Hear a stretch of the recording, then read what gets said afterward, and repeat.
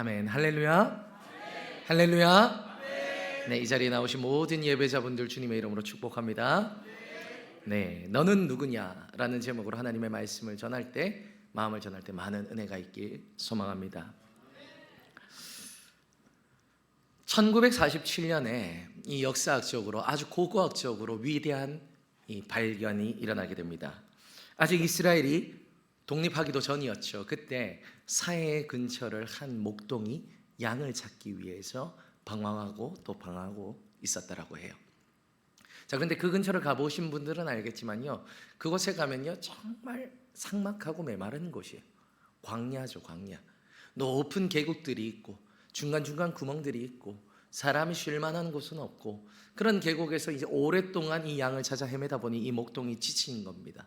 그래서 잠깐 자리에 앉아서 좀 쉬었다가 양을 찾아봐야겠다, 그런 마음을 먹었는데, 자, 앉아서 올려다보니 무엇이 보이냐면 이 높은 깎아지를 뜻한 이 계곡 사이사이로 구멍들이 있는 거예요. 동굴가도 같은 구멍들이 너무 많이 있는 거예요.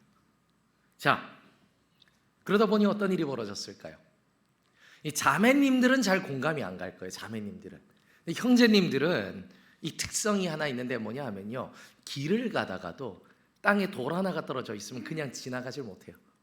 돌을 딱 보면요, 딱 자세를 잡아서 축구 선수인 것 마냥 달려가서 돌을 이렇게 발로 빡 차야지 직성이 풀리는 게 형제들의 모습이죠. 강가를 지나면 어떻습니까? 자매님들은 강 예쁘다 하고 지나가는데, 형제님들은 꼭 돌을 들어가지고 물수제비를 한번 던져봐야 이 직성이 풀리는 그 성향이 있지 않습니까? 그러니까 이 목동도 똑같았던 거예요. 심심하니까 돌을 들고 이제 그 구멍들, 많은 구멍들 하나씩 집어넣어 보는 거예요. 던지다 보니 하나는 들어가기도 하고 또 어떤 데는 들어가지 않고 벽을 맞고 튕겨 나오기도 하고, 하다 보니 재밌는 거죠. 계속해서 던져 넣기 시작하는 겁니다.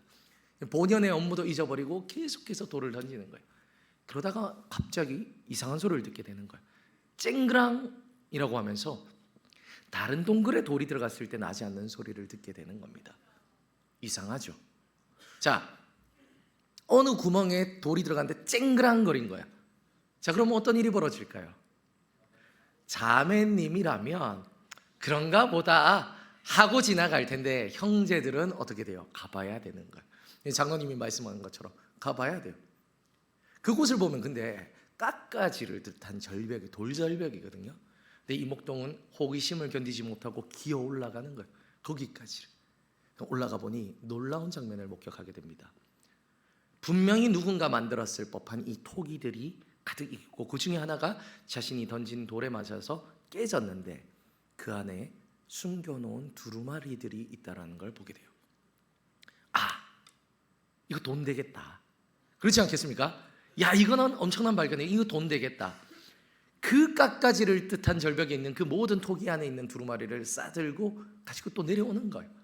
그리고 그걸 가지고 이제 이 골동품 상점에 찾아가는 겁니다. 의뢰를 해달라는 거죠. 이게 얼마만큼의 값어치가 있는가. 그래서 그걸 본 이 골동품 상점의 주인이 얘기를 합니다. 아이고, 열심히 가져오고 힘들게 가져왔는데 이거 안 돼서 어떡합니까? 이건 아무런 가치가 없는 종입니다. 수고했으니 내가 오는 그 인건비 해가지고 오늘날의 돈으로 치면 한 40만 원 정도 챙겨줄 테니 이거 받고 가시지요. 어깨로 쭉 늘어뜨리면서 그 사람은 에이, 그래도 이게 어디냐, 40만 원이면 작은 돈도 아니고 돌아갔는데, 사실 이건 엄청난 거짓말이었죠. 여기서 발견된 두루마리는요 3개의 발견이었어요. 여기서 발견된 게 무엇이었냐면 바로 이사야서와 그리고 공동체 규칙서, 전쟁의 규칙서, 찬양과 시편, 하박국의 주해, 창세기의 외경과도 같은, 정말 진짜 값을 매길 수가 없는 국보와도 같은 그 엄청난 자료가 여기서 이제 쏟아져 내려온 겁니다.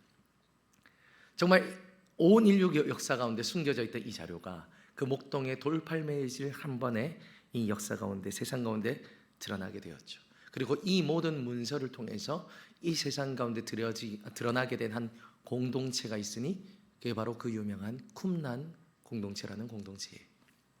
쿰란 공동체, 기록을 살펴보니까 그들은 어떤 존재였는가 보니까요, 그들은요 광야에서 아무도 모르게 자기들끼리 모여서 마치 수도원 생활을 하듯이 아주 금욕적인 생활을 했던 자라고 기록이 되어 있습니다. 장로님들을 중심으로 모여가지고 생활을 했는데 이들은 돈을 소유하지도 않았어요. 모든 재산을 공동으로 가지고 그 공동체만을 위해 썼고 아주 금욕적이었기에 그들은 먹고 마시는 것도 정말 제한적이었다고 합니다. 회원들을 받아들일 때도 아주 깐깐했는데 세상 속에서 낭망하고 지친 자들, 정말 그 어떤 소망도 발견하지 못한 자들을 여러 가지 신앙의 점검을 통해서 신입 회원으로 받았고, 그리고 그곳에는 그 당시에는 너무나 당연한 노예도 한 명 없었다라는 거예요.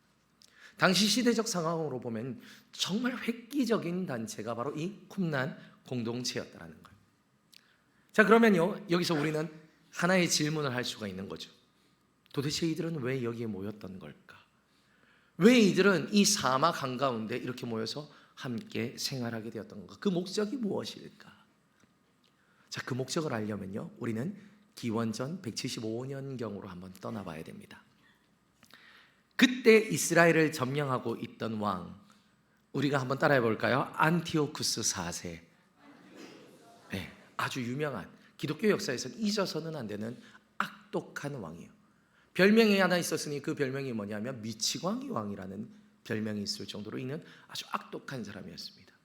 뭐 우상 숭배부터 해서 사람들을 막 죽이는 건 말할 것도 없는데, 이스라엘 백성들의 참 마음을 무겁게 했던 일 중 하나가 뭐냐면 이 안티오쿠스 4세가 있던 게 바로 뭐냐면 메간 매직이었어요.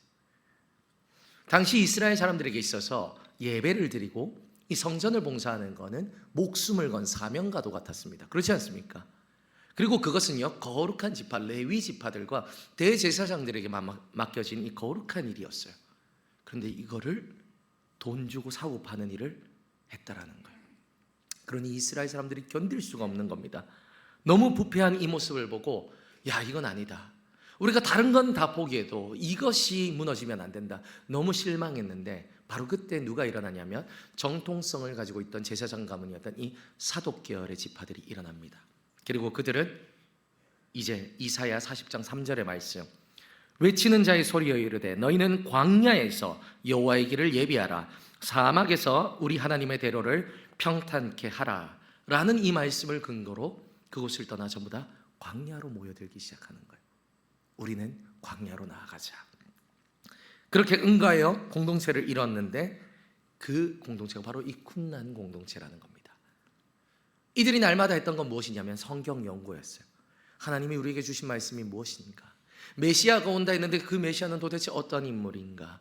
그것을 기대하며 기도하며 날마다 정결하게 살아가기를 열심히 했던 자들, 그게 쿰란 공동체이고 그 가운데 하나가 에세네파라는 그 분파가 있는 것이죠.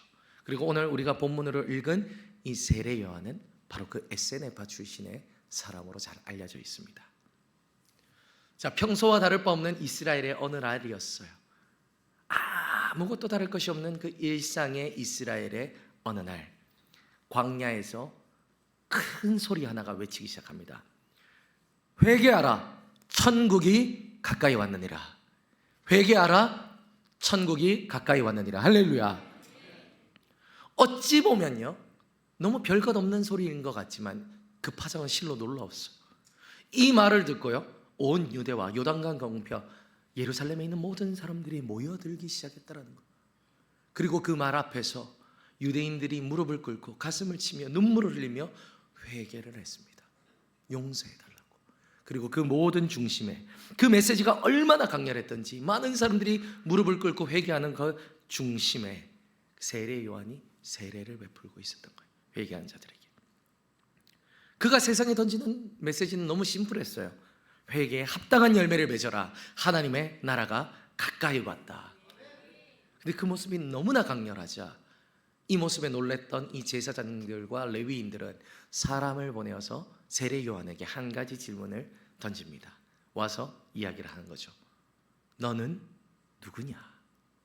도대체 너는 누구냐?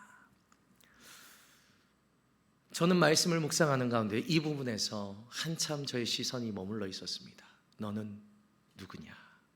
너는 도대체 누구냐? 사람들이 세례 요한에게 왜 이런 질문을 던졌겠습니까? 그는 달랐기 때문입니다. 그가 입고 있던 옷, 그가 전하는 하나님의 메시지, 그가 하는 행동이 세상 사람들과는 전혀 달랐다라는 거예요. 그러니 사람들은 의문을 가지고 와서 세례 요한에게 묻는 겁니다. 너는 도대체 누구냐?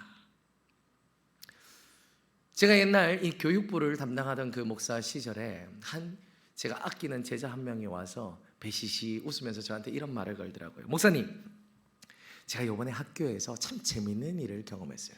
여학생이었거든요. 내가 도대체 무슨 일인데 그렇게 수상쩍은 미소를 가지고 왔냐, 내가 얘기를 해보니까 그 아이가 이렇게 얘기를 하더라고요. 목사님, 제가 중학교 3학년 동안 내 친구들을 정말 많이 만났는데 정말 놀라운 걸 봤어요. 그게 바로 뭐냐면 생각보다 기독교인이 많다라는 거예요. 우리 반에 기독교인은 나는 나 혼자인 줄 알았는데 이번에 종교조사를 하는데 10명이 넘는 아이들이 기독교인이라고 자신의 종교를 써내는 거예요. 이 이야기를 하는 겁니다. 이 너무 놀랍지 않아요? 이 얘기를 하는 거예요. 나는 그건 놀라운 게 아니라 좀 슬픈 일이지 않을까? 이렇게 얘기를 했는데 그 아이 마지막 말이 대박이었어요. 배시시 웃으면서 그 아이가 저한테 이렇게 얘기합니다. 목사님, 근데 친구들도 제가 기독교인인 줄 몰라요. 그런 이야기를 하는 거죠. 사랑하는 남신교회 성도님, 우리가 웃을 수 있는 하나의 이야기인데 어찌 보면요, 이것이 오늘을 살아가는 우리들의 모습이지 않을까, 저는 그런 생각을 해보게 됩니다. 주일에 함께 모여서 이렇게 예배를 드리죠.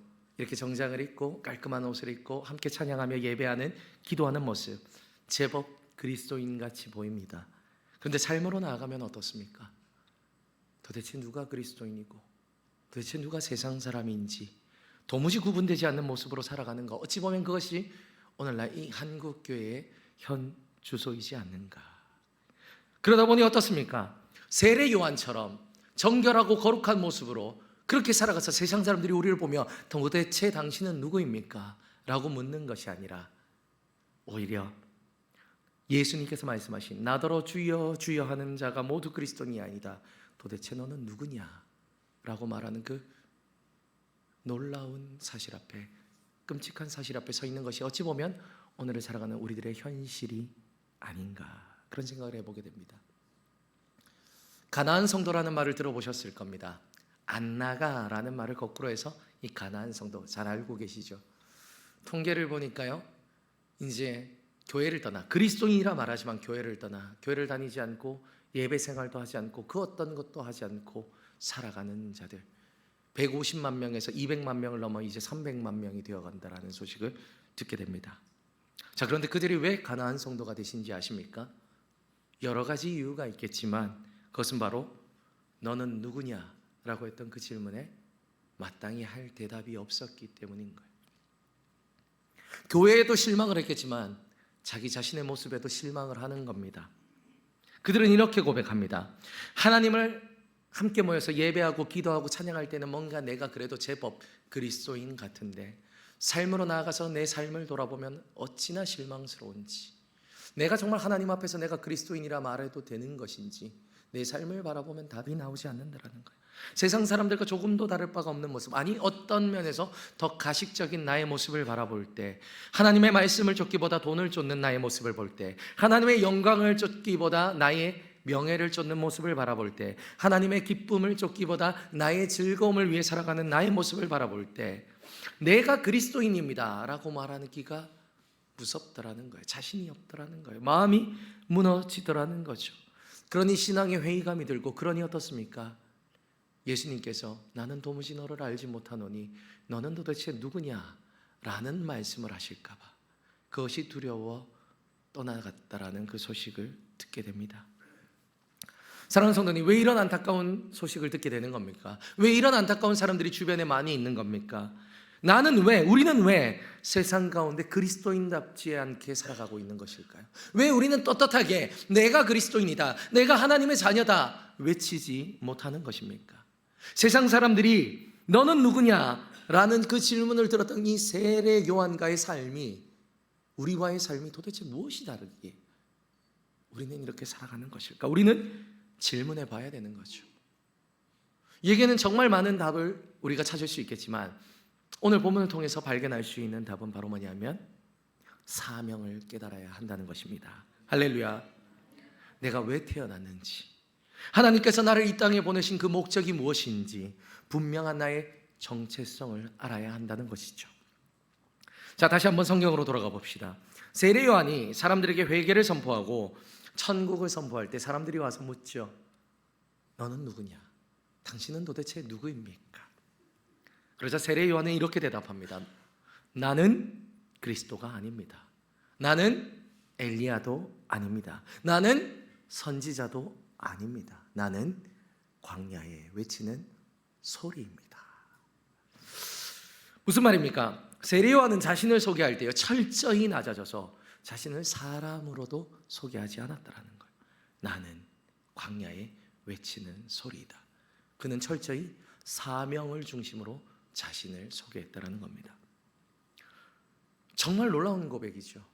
세례 요한도 사람입니다. 그렇다는 것은 무엇입니까? 그의 마음에 누구나 가질 법한 그 교만과 그 자기를 드러내고 싶은 그 마음이 분명히 있었을 거라는 사실이죠. 죄의 유혹을 받았을 거라는 거예요. 한번 상상해 보십시오. 내가 광야에서 말씀을 전하자 수천 명의 사람들이 와서 눈물로 회개를 하는 겁니다. 내가 거기서 세례를 베푸는 겁니다. 그러자 사람들이 나를 높이며 당신은 메시아입니까? 당신은 선지자입니까? 너무 위대합니다 라고 말하면요 으쓱하지 않을까요? 부끄럽지만 저는 좀 으쓱할 것 같아요. 수천 명이 와서 저에게 얘기를 하면서 와 목사님 대단하십니다, 이 시대를 이끌 선지자입니다 라고 말하면 입으로는 아닙니다 하지만 마음은 교만해질 것 같아요. 그런데 세례 요한은 어떻습니까? 그렇지 않아요. 많은 제가 교회 리더들을 만나다 보면요 참 안타깝게 여기는 것 중 하나가 뭐냐면 처음은 그러지 않았는데 이 환경 가운데 변화된 이들이 많다는 걸 보게 됩니다. 처음에는 아주 겸손했죠. 뜨거운 신앙을 가지고 있습니다. 그런데 각자의 처소에서 리더로서 큰 교회일수록 더 그렇죠. 왜냐하면 많은 이들이 찾아와서 얘기를 하니까 아이고 잘한다, 멋지다, 최고다, 우리 리더 얘기를 하다 보면 어떻게 됩니까? 그 마음에 교만이 자라나서 나중에는 마치 자신이 하나님의 대언자라도 되는 것 마냥 그 말을 흐리고 사람들을 부리고 다니는 모습을 보게 되는 거죠. 근데 이것은 그 사람의 잘못이 아닙니다. 인간이라면 누구나 가지고 있는 연약함인 거예요.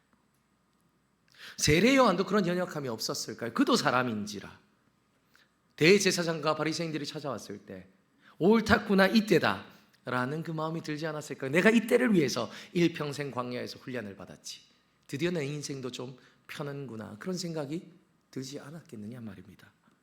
그런데 그는 조금도 흔들리지 않고 자신을 광야에 외치는 소리라 말합니다. 어떤 성도님들은요 제가 이런 설교를 하면 저에게 와서 늘상 하는 이야기가 있어요. 목사님, 세례 요한이잖아요. 일반 사람하고 다르지 않습니까? 하나님이 능력을 주시니 그가 그럴 수 있었다는 거죠. 저 그런데 정말 그렇습니까? 하나님이 세례 요한을 사용하시려고 그의 감정도 없애버리고 죄의 유혹도 없애버리고 그렇게 그를 광야에서 꼭두각시처럼 그렇게 사용하시는 겁니까? 하나님이 정말 그렇게 사용하시나요? 아니죠. 하나님은 그렇게 우리와 함께 하시지 않습니다. 하나님은 아주 인격적으로 우리를 대하시는 분임을 믿으시길 바랍니다. 근데 우리가 이것을 모르니 때로는요 너무 냉정하고 무미건조하게 성경을 읽는 거예요. 아이 목사님, 모세니까 홍해를 가르쳐. 아이 목사님, 다윗이니까 골리앗을 무너뜨리죠. 여호수아쯤 되니까 여리고성이 무너지죠. 에이 목사님, 우리는 안 됩니다. 그런데 정말 그렇습니까? 제가 성경을 읽다 보면요 깨닫게 되는 것은 바로 뭐냐면 그 믿음의 사람들도 하나같이 전부 다 나약한 인간들이었더라는 거예요. 온유함의 대명사라고 불리는 모세 어땠습니까? 그의 인생을 보면요 그는 정말 수많은 곳곳에서 하나님 앞에서 분노했다는 사실을 보게 돼요. 오죽하면 사람들 앞에서 내가 반석에 물을 내리니까 그 반석을 쳐가지고 그것 때문에 가나안을 못 들어가지 않습니까? 다윗, 어린 시절 저는 다윗이 흠모의 대상이었어요. 그는 완벽한 인간이라고 생각했어요. 근데 제가 자라면서 성경을 공부하면서 보니 그는 간음한 자요 살인자였습니다. 그도 우리와 같은 인간이었다라는 거죠.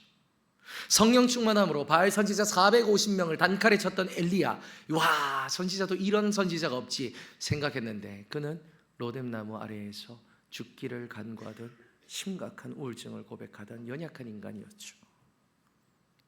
무슨 말입니까? 죄의 유혹 앞에서 벗어나는 인생은 하나도 없다라는 거. 모두가 나약한 인생이라는 거예요. 자, 그렇다면 세례 요한도 그렇지 않겠습니까? 세례 요한이라고 그 순간 흔들리지 않았을까요? 세례 요한이라고 해서 자신을 드러내고 싶은 마음이 없었겠습니까? 그런데요, 그는요 드러내지 않아요. 자신을 사람이라고도 말하지 않습니다. 그는 광야에 외치는 소리라. 나는 주님의 길을 예비하는 자이니라. 할렐루야. 그는 그렇게 자신을 고백하는 겁니다.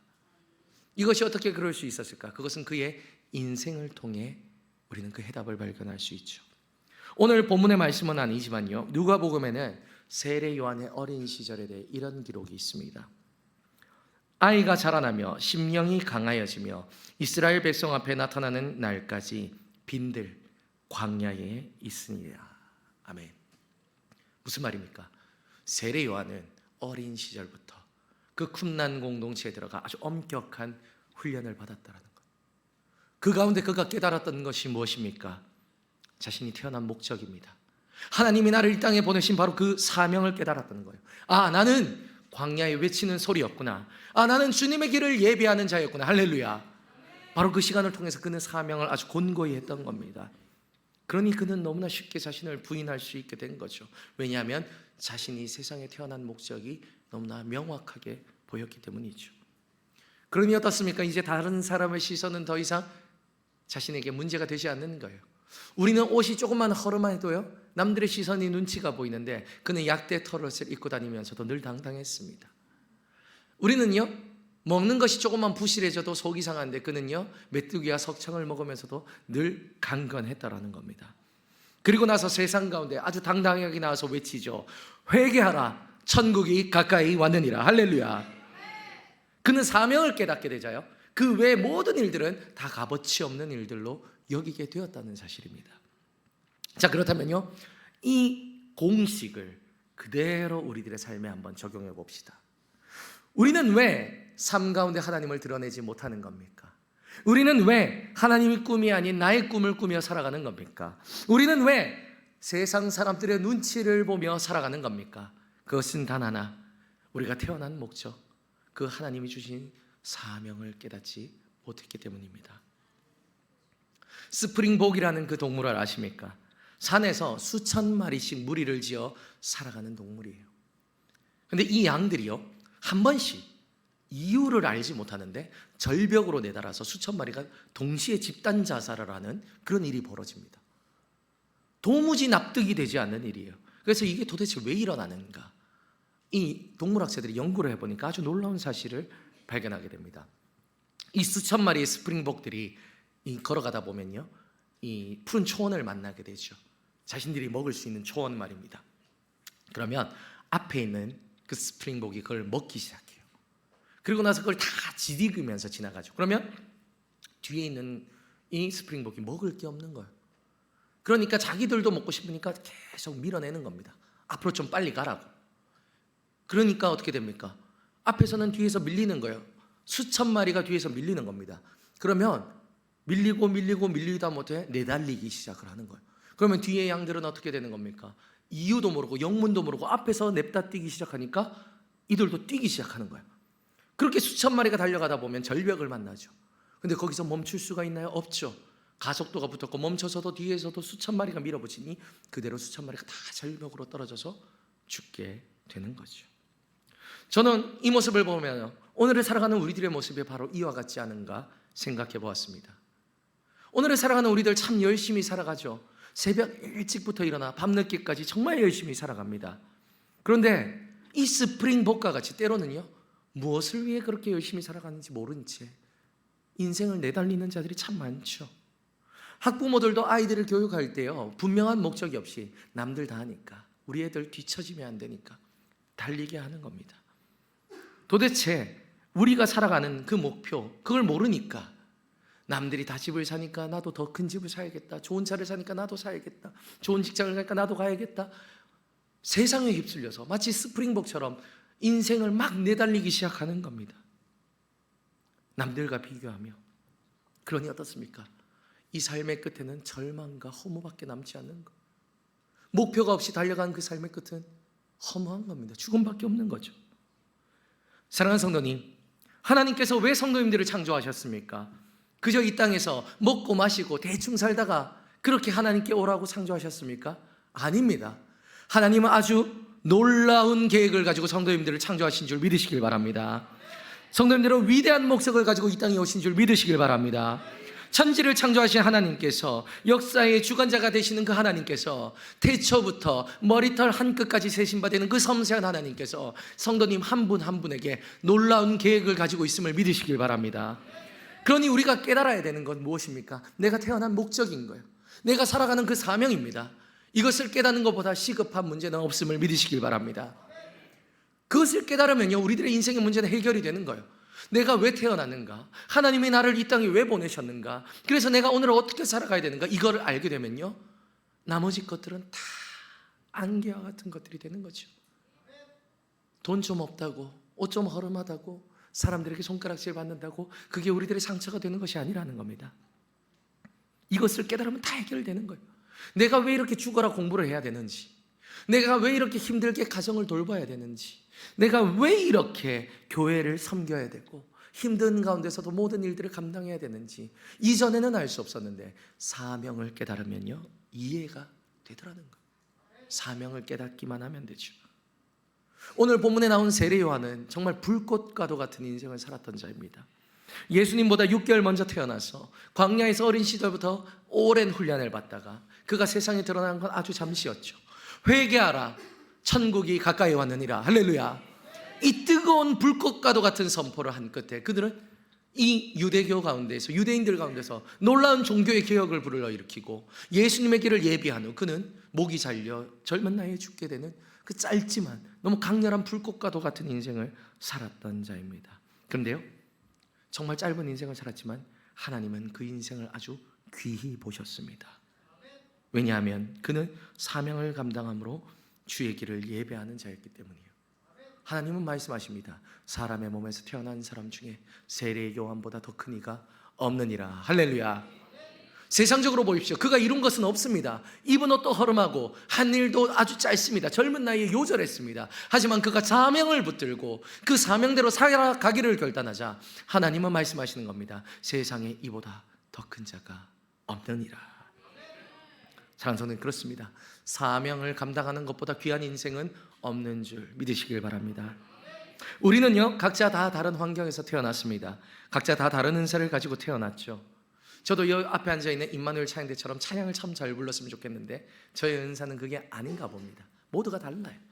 요리를 잘하는 은사, 여기 앞에서 주차하고 이 교회를 섬기는 은사, 그리고 곳곳에서 있는 그 모든 은사 다 다르게 태어났습니다. 하지만 그럼에도 불구하고요, 우리에겐 공통된 은사가 하나 있습니다.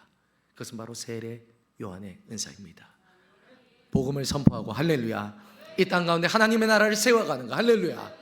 이것은 우리 모두가 감당해야 되는 공통적인 은사임을 믿으시길 바랍니다.